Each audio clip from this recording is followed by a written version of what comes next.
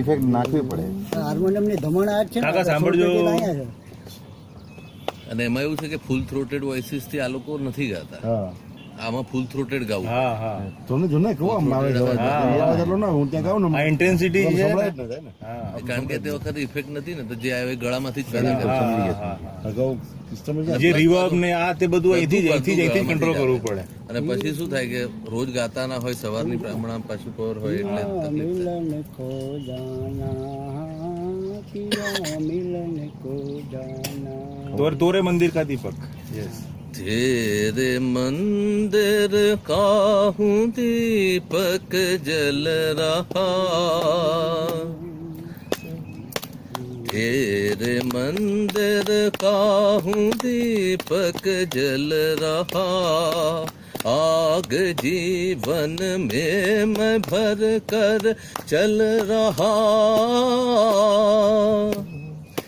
जल रहा, तेरे मंदिर का हूँ दीपक जल रहा, क्या तू मेरे दर्द से अनजान है,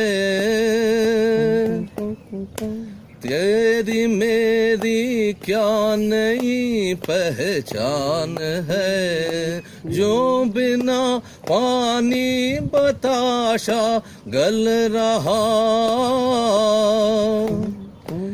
आग जीवन में मैं भर कर चल रहा, तेरे मंदिर का हूँ दीपक जल रहा, मैं पथित मत बांसुरी की बाटता,